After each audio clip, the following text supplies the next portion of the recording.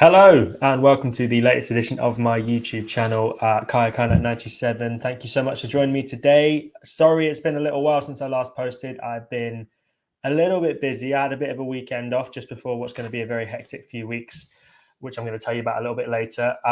You may notice something a little bit different about me. I got a haircut. It's very drastic and very short, and I'm not sure how I feel about it, but here we are. We're stuck with it now for a while, and yeah, this is me now. So if you're watching on podcast form, maybe lucky you that you don't get to see this. But if you're in video form, yes, this is the new look for the foreseeable. But I don't know. Fans of the curtains, don't worry. It'll be back, I hope, relatively soon. But this is what we're rocking for the next month or so, at least, I think. Yeah, but you guys didn't come here to hear me talk about my hair. But first and foremost, I want to thank you all for the support. As always, it still baffles me how you guys are turning out for me across the past few weeks since I started up this channel. It's been superb, the support you've given me. We're already up to 2.3 subscribers, 2.3 thousand subscribers. Nearly 2.3 subscribers would be an interesting number.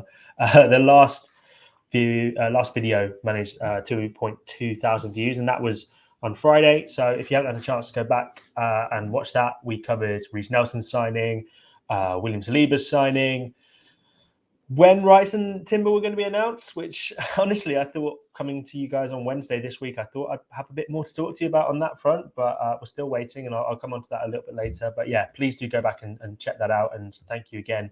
And please do keep subscribing. If you like it, please share it with your friends. Tell everyone that's going on. I'm going to give you a little bit more insight into what I'm planning, when I go to Germany for Nuremberg tomorrow. That will come a little bit later, but for now, let's get on to the big topics around Arsenal. And of course, the first one that I want to touch on is a story I broke yesterday, actually, about Emile Smith Rowe.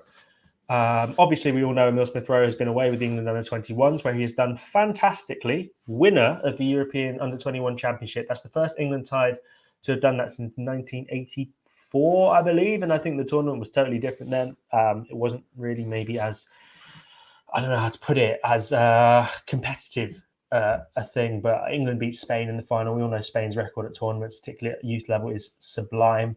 But England came out on top, and Emile Smith Rowe was a key part of that. Scored a winning goal against Israel in the group stage, and another goal which sealed the game against Czechia, in the first game, and then grabbed an assist in the knockout stages. A really nice bit of link-up play with Morgan Gibbs-White. The kind of positions he's been picking up while he's been away with England, they're the kind of positions that left eight plays. And I know that there's lots of questions surrounding Emile Smith Rowe now. You know, where is he going to play? What position is he going to be? What future does he have now that people like Kai Havertz has come in? Trossard and Martinelli competing on the right. Bukayo Saka's obviously a lock on the right. Sorry, Trossard and Martinelli on the left. Up front, obviously Jesus, and Smith Rowe has been it's been hinted that he could play there by Arteta in the past, but I think the plan is to play him in midfield. And I know that he's been training in that position, central midfield, pretty much since he came back from his injury last year. And for those of you who aren't aware, there's a bit of a backstory to that, and I've published pieces on this on Football London, and I'll try and find them and put them in the notes for you, in the video notes for you to go back and have a read if you want. But basically, Smith Rowe obviously got his injury that has been causing him pain since he was in his teens. He's now 22, so I think since he was about 17, since he basically first broke into the Arsenal team around that time. He got this groin injury, which is he's basically been playing with pain ever since that point. And the decision was taken at the start of last season, around September time, just after the end of the transfer window, for him to have surgery on it and to hopefully address it once and for all, to try and solve the problem. And in the long run, it's worked, but it did mean that he was out for 5 months. And when he came back in January, there was a sort of a brief false dawn when he came on against Spurs in the North London derby and got a couple of minutes in that win at the Tottenham Hotspur Stadium, but then couldn't make got a few minutes against Oxford, but then couldn't make it after that, and unfortunately got injured again and a few setbacks along the way. But now he is paying pain-free. That's easy for me to say, which is a great bit of news for him. But unfortunately, despite that, he didn't really get the chances in the second half of the season. There were plenty of opportunities. I think of those Europa League games. We have to bear in mind that on that Bournemouth game, when he came back and he was thrown in and he wasn't fully fit, he was ahead of Reece Nelson in the pecking order. And Reece Nelson's obviously now, one of the star players, given a new contract. But Emile Smith Rowe is ahead of him in that left wing spot. Now he just seemed to have fallen behind him a bit. And I felt a bit sorry for Emile towards the end of the season, because it felt like he was being thrown on And Arteta was saying, I'm in a bind, go and save me. And it felt like in those games against Nottingham Forest, where he was thrown on, I think, or maybe he was overlooked against Forest, he was thrown on against Brighton. He got a few minutes at the Etihad when Arsenal were already 4-0 down at the time, or 3-0 down, and obviously went on to lose 4-1. And I just thought, you got to give the guy a chance. You got to give him a few more minutes in a game where maybe Arsenal are doing a little bit better to build up his confidence, to build up his fitness. But he's been doing really well on the training ground, and the stats I hear are really impressive. All the reports on the training ground are that he's training better than he's ever been before, and you can see him in this picture. He looks a lot leaner. He looks a lot more bulky.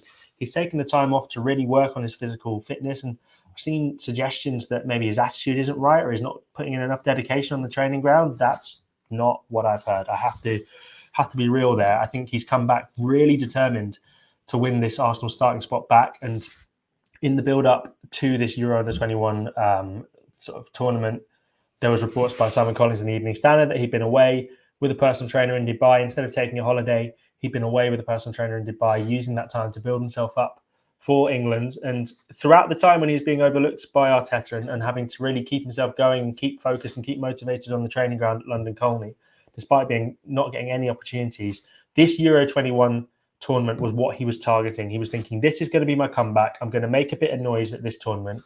And he's done that. And we're all talking about him. And he's had a really successful time out in Georgia with the England Under-21s. Lee Carsley loves him. And it's been interesting to see him play in different positions, sometimes in the midfield, sometimes on the left, sometimes as part of a front two.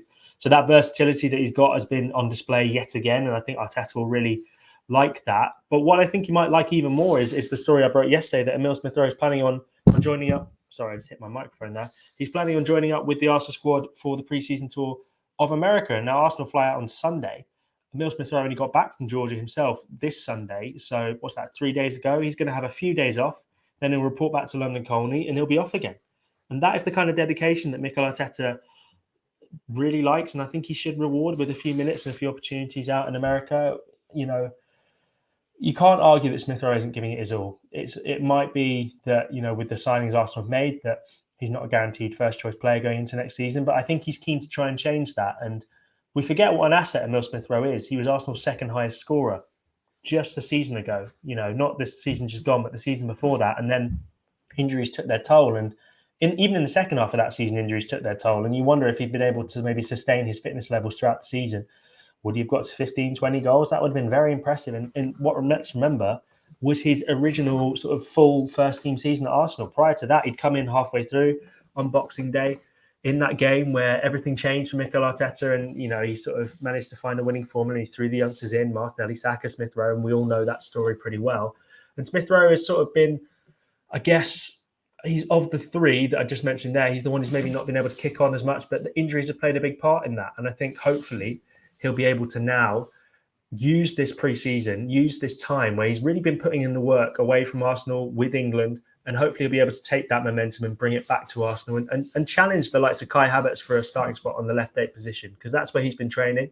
That's where Arteta sees his best position. He said this in press conferences. And the plan is for Emile Smith Rowe to go there, to go out to the States and hopefully grab that starting position back. I know Kai Havertz is the £65 million man, but Emile Smith Rowe will be thinking, you know what, I can grab that starting spot too. And yeah, it's going to be an interesting time out in America. I will give you a bit more coverage on that as we get to it. But Emile Smith Rowe's potential England teammate in the senior team is, of course, Declan Rice. And now he is someone who is still yet to officially sign for Arsenal. We're waiting. Same with Jurrien Timber. We're waiting. It's my understanding that Timber did his medical last week, and I think Rice has done his medical as well. He's here. He is in Portugal doing some training on his own. So he's back at it, as he says in the comments or in the caption. I'm showing my lack of social media savvy there. But yeah, he is ready to go. He is raring to join up with Arsenal, and Arsenal would like him before America. The reason for this delay, there's plenty of reasons, but I think for Rice, it's a case of maybe he's not going to join up with the team in Nuremberg. I think Timber at this point, with Arsenal playing, I'm recording this on a Wednesday, Arsenal playing tomorrow on Thursday, I'd be surprised if either of them joined up with the team in Nuremberg. And I wonder if maybe Arsenal are just thinking, well, if they're not going to join up and play in that game, let's hold them back. Arsenal will fly back from Nuremberg on the Friday, I believe. Then they'll have a day, and then they'll go to America on the Sunday, where they fly out to Washington. So I do wonder if maybe the plan is to get those deals confirmed a little bit later on in the week, so around Friday and Saturday time. That's just, that in terms of the actual dates is conjecture, but I've seen, there was talk of Timber being announced at 8 p.m. last night. Didn't happen. As far as I'm aware, it's unlikely that he's going to join up with the team in Germany, but I can't confirm that. But it's looking unlikely if you consider that the game is tomorrow. With Declan Rice, I imagine that will be confirmed, hopefully before they go out to America as well. The plan is for it to all be done before those guys go out to America. And hopefully Arsenal will be able to enact that, because it would be a bit of a faff for those two to join up a little bit later. And then obviously Arsenal play in Washington against the MLS All-Stars on the 19th, and they fly out on the 17th. So, wouldn't give them much time to get up to speed and jet lag and all that kind of stuff. So, yeah, it's a lot to consider. 16th they fly out, sorry, not 17th.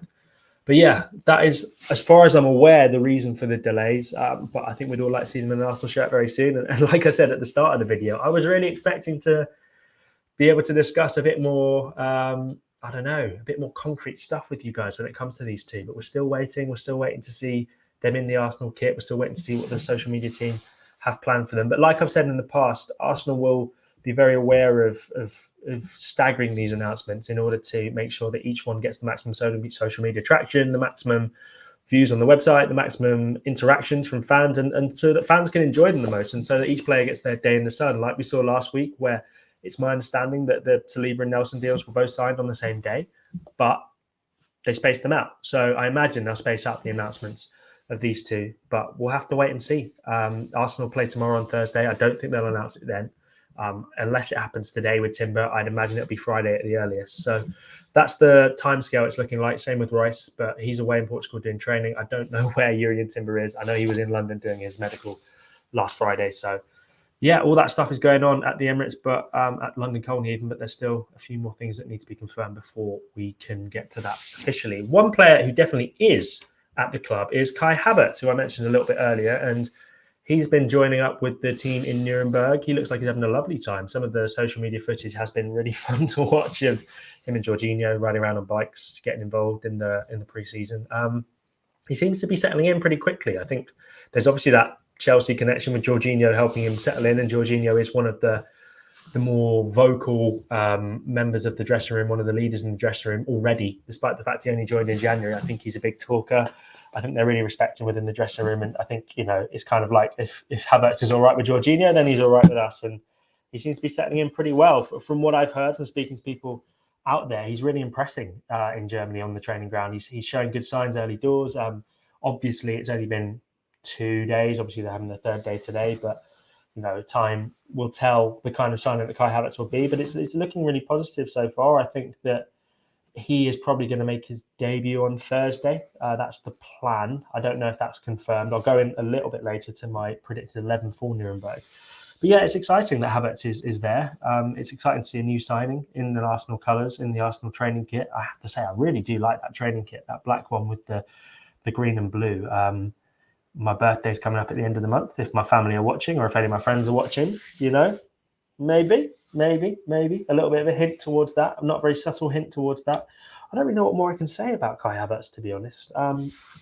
Just really exciting that he's joining up. The plan is for him, hopefully, to play in midfield, and I think we'll get that confirmed when we're in Nuremberg and when he hopefully makes his debut. We see what position he comes on in. We see where he plays and the different positions that Mikel Arteta plans to use him in, and hopefully I'll get a chance to ask Mikel Arteta about that as well.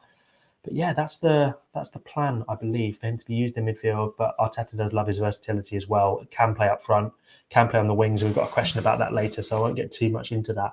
But yeah, that is the big news. And so the Arsenal team are out in Nuremberg, and let's do a little bit of a preview of the friendly tomorrow, which is coming up. And Arsenal are playing FC Nurnberg, would you believe, in Nuremberg at the end of this training camp at Adidas HQ. What I've got in front of me here is a little predicted lineup. Now, this is not any sort of concrete insider info. It's just my prediction, just what I think might happen with the starting 11, just based on who's there and who's not, and fitnesses and all that kind of stuff. So I'll go through 1 to 11, and Aaron Ramsdale is a pretty obvious choice, I think. Matt Turner is obviously over in the States, where he's been doing really well. I think his penalty record is something like nearly 50% of them saved. He's got a very impressive record when it comes to spot kicks, and he was crucial to helping the USA get through to the Gold Cup semi-finals or the final. I can't remember. I'm not sure. With over in America with the United States with the USMNT. With Flo Balogun's not part of that. He's with the Arsenal squad in Nuremberg. Maybe he'll get a chance to play here. We'll get onto that a little bit when it comes to forwards. But for now, yeah, I'd imagine Aaron Ramsdale will get one half. Maybe Arthur Okonkwo gets the other half, or Carl Hein gets the other half, or James Hilson.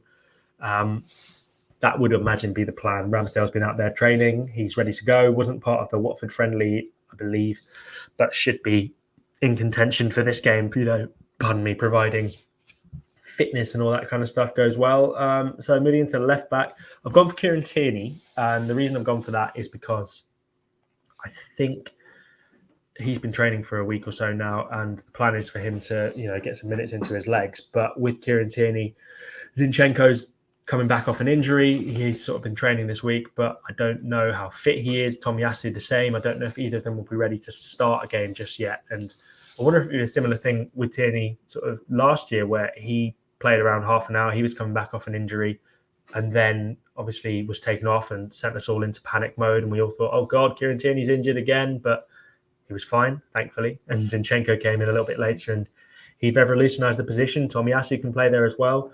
There's plenty of players who can do it. Real Walters is out with the team as well, so he could be involved in that area of the pitch as well. But I'm expecting Kieran Tierney to start the game. We'll have to wait and see on that one. Gabriel seems like a dead cert to start. He's been with the team since they returned to training at London Colney last Monday. I'd expect him to play this one. I'd expect him to maybe get a half under his belt, and then maybe we'll see Austin Trusty, the forgotten man, the missing man. We're able to see him in the flesh, and the man who's never even played for Arsenal once since he signed last January. A bit of an odd signing. We'll get to see him in the flesh for the first time in an Arsenal shirt, which will be pretty exciting, I think. So potentially, at least. Jakub Kiwior is also there, so maybe he'll play, or maybe it'll be Kiwior at left back. There's plenty of options that Mikel Arteta has at his disposal, and I think that's what he likes. Right-sided centre-back, I'm going for Rob Holding, and the reason I've gone for Rob Holding is just because, same reason when it comes to the left-back position. I think William Saliba is coming off the back of his injury, and he's been involved in training, which is a boost, but I don't know how fit he is yet. I don't know the scale of his back injury. I don't know what he's been doing in training. So that is a question mark that will be resolved, I imagine, on Thursday when the team news comes out. We'll see how fit he is, see how available he is. Same with Tomiyasu at right back, where I've gone for Ben White. But if Tomiyasu is fit and ready to go, then I'd imagine he'll be involved in some form or another. But I'd expect Ben White to start this game. Like I said before, Jurrien Timber probably won't be confirmed. And even if he is confirmed before then, I'd imagine that he won't be able to play in this game because they have to do paperwork and all that kind of stuff. It takes a bit of time. So, yeah, Rob Holding is my right-sided centre-back. Ben White is my right back. Let me know your predicted 11s in the comment section if you disagree, if you think I should have gone for someone else. But into midfield, Thomas Partey is my starting number 6.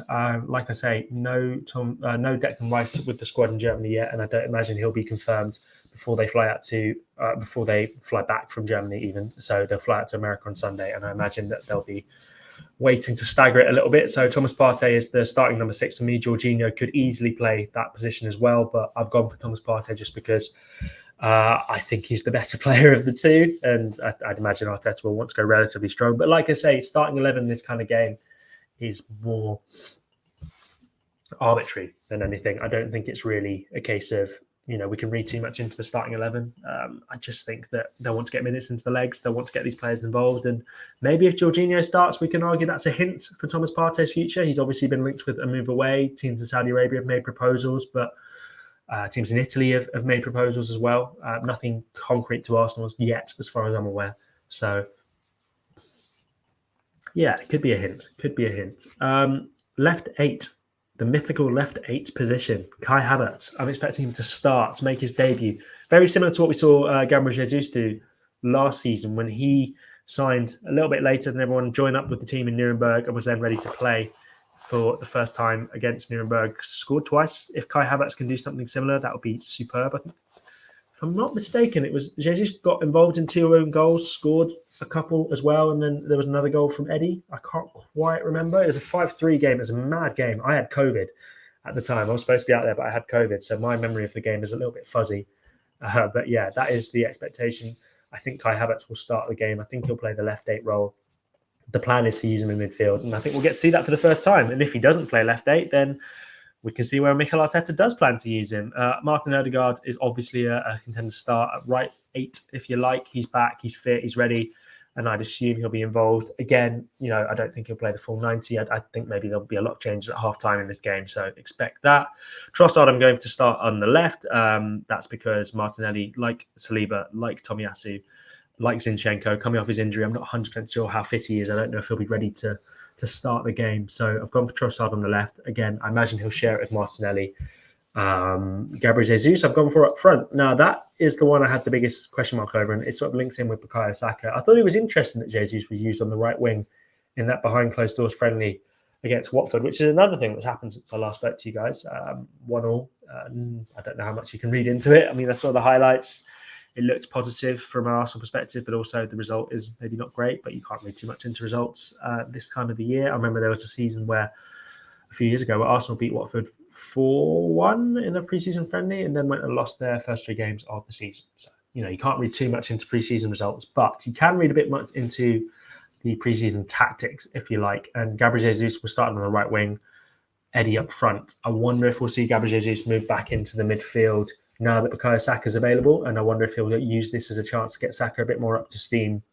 Remember, Arsenal play in the Community Shield in just over 3 weeks' time. So Mikel Arteta hasn't got long to get these guys ready. It's really not very long at all. So it will take a bit of time to get these guys up to speed, to get them tactically ready. And I know Arsenal want to win that Community Shield trophy. They want to put down a marker to Manchester City, and Mikel Arteta's taking that pretty seriously. So there's lots to be done there. So I've gone for Bukayo Saka and Gabriel Jesus.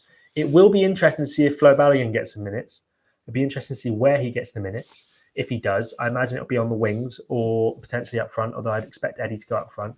Arteta hasn't used these games in the past to experiment with different positions, so maybe we'll see a back 3 or different formation, so maybe we'll see a back 3, back 5. There's lots of potential options there for Arsenal, but yes, Balogun up front would be interesting. I don't think we'll see it. I think we'll see Gabriel Jesus and Bukayo Saka and Leandro Trossard completing that front 3. So that is the expectation for Nuremberg. And I just want to give you guys a little bit of a heads up of what my plan is for when I'm out there. So I fly out tomorrow for the game. I get there around midday-ish.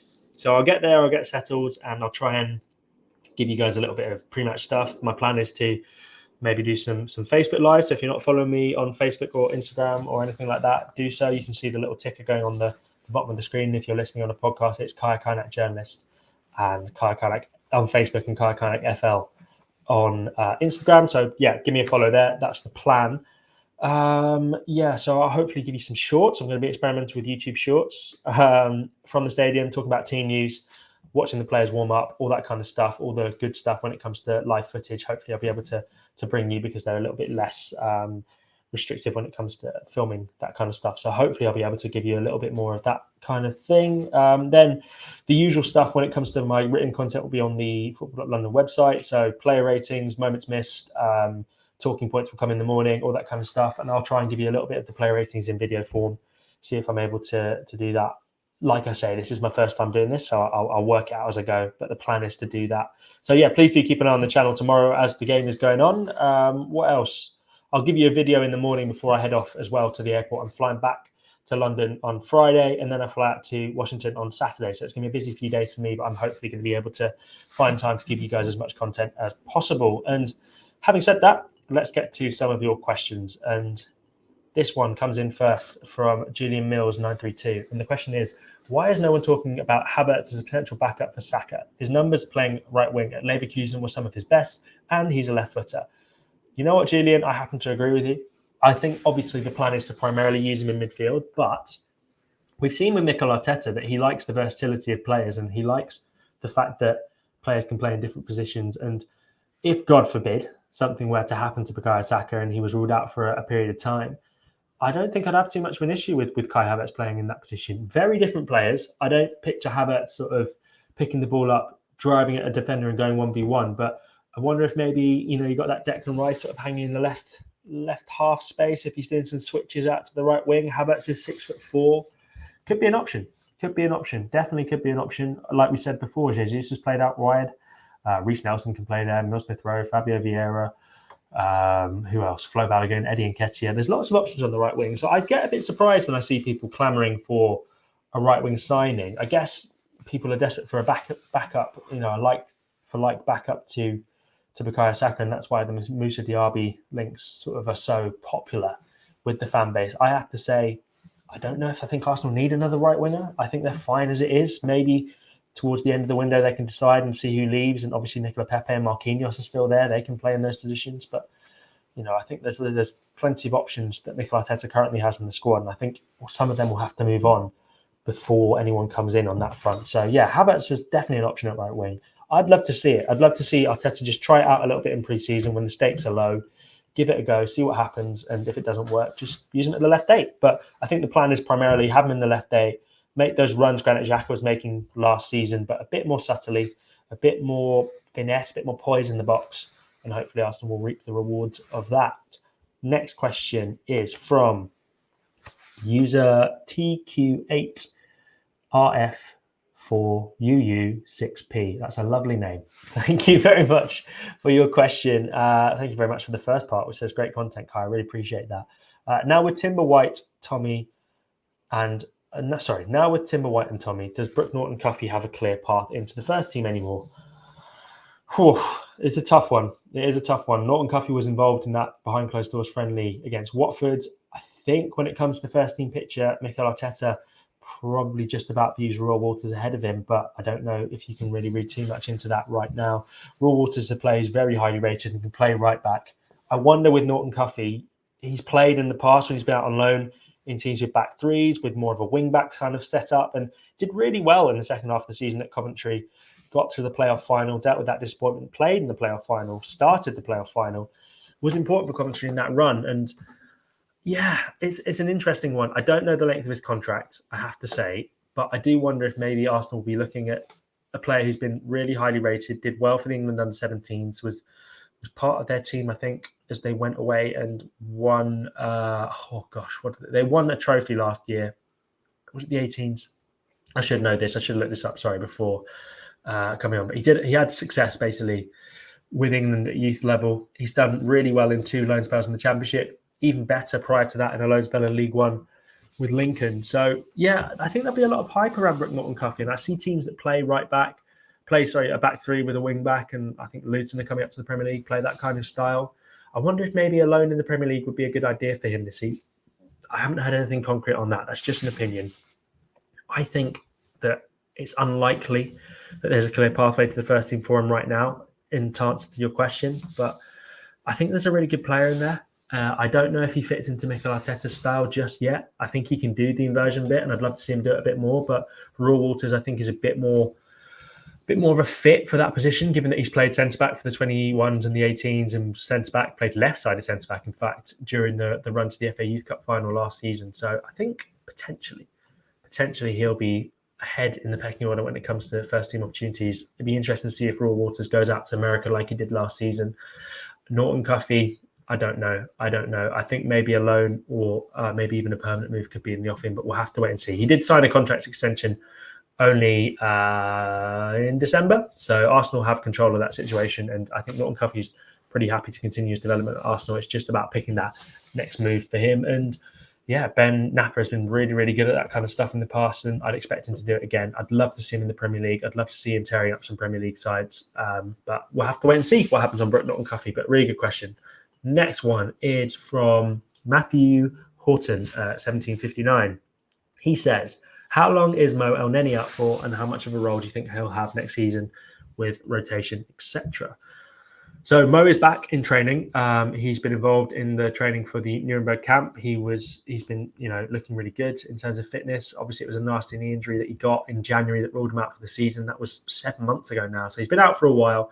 He's ready to come back. I wonder if we'll see him make an appearance in Nuremberg. I wonder if we'll see him come on. In answer to your question about how much of a role he'll have, hard to say. I don't think he'll leave permanently. I think Arsenal want to hold on to him. They made the decision to extend his contract.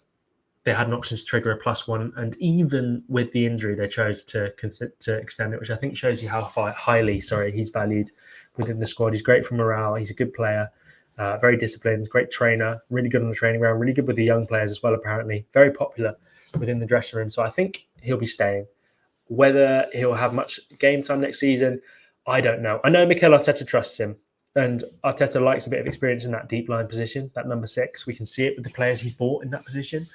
Obviously, Partey and Jorginho and Elneny he's given a contract to as well.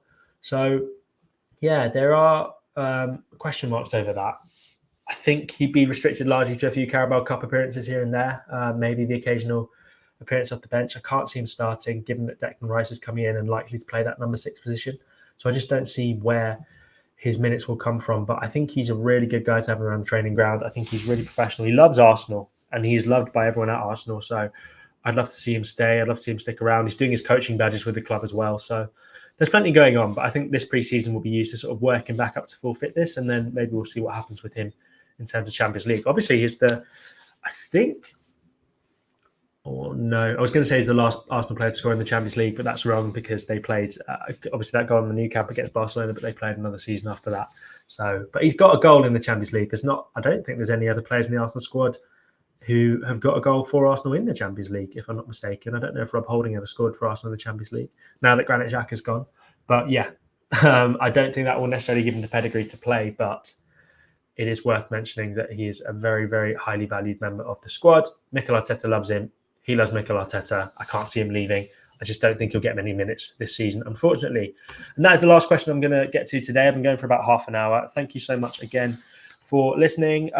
Thank you for watching. Everyone who's watching, please do keep liking and subscribing to the channel. I really, really appreciate the support. It's been superb over the past week or so. It's been amazing interacting with you guys. Everyone's so nice on here. I don't know if you'll continue to be nice about the haircut because I think it looks really bad, and maybe I'll get a few mean comments on that, and that'll be justified. But everyone's so lovely on YouTube. It's a bit nicer than Twitter, which can be a bit more aggressive, let's say. And I love hearing your questions. So please do keep your questions coming in the comment section. I'll try and get to them. Obviously, tomorrow's coverage is going to be largely focused on the Nuremberg game. And then from that point on, I'm going to be bringing you coverage of America's tour, of the Tour of America. So lots of exciting stuff coming up there. So much exciting things happening on this channel. Please do keep subscribing. We're building so fast. 2.3 thousand subscribers already.